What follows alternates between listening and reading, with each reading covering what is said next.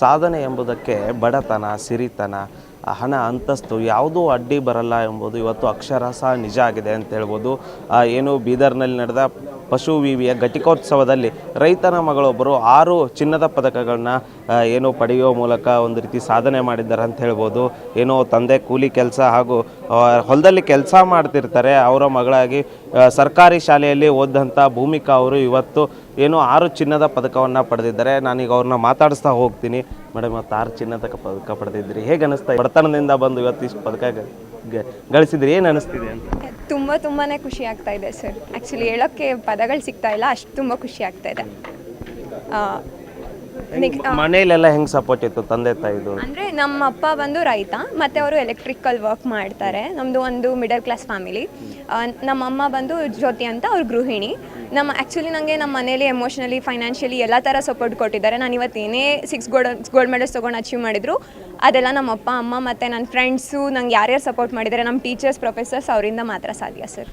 ನೀವು ಓದಿದ್ದೆಲ್ಲ ಎಲ್ಲಿ? ಏನು ಸ್ಕೂಲೆಲ್ಲ ಆಗಿದ್ದಲ್ಲಿ? PU college ಆಗಿದ್ದಲ್ಲ?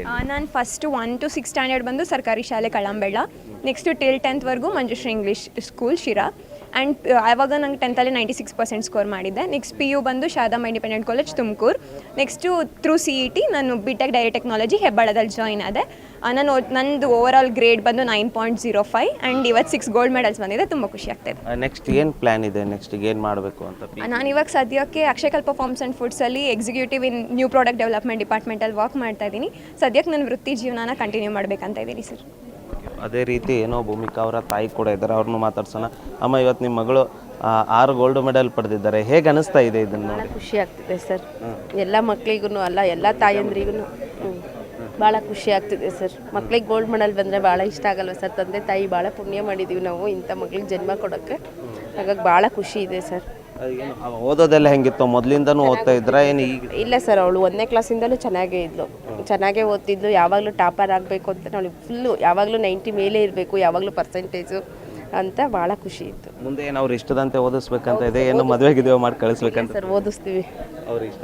ಅವ್ರ ಇಷ್ಟಂತೆ ಓದಿಸಿ ಅವ್ರ ಇಷ್ಟಂತೆ ಮದುವೆ ಮಾಡ್ತೀವಿ.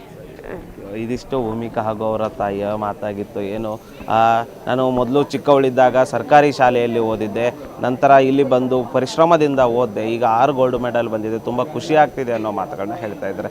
ಕ್ಯಾಮ್ರಾಮನ್ ಸಂತೋಷ್ ಜೊತೆ ದೇವರಾಜ್ ಹೊನಗೆರೆ, ಉತ್ತರ ಕರ್ನಾಟಕ ನ್ಯೂಸ್, ಬೀದರ್.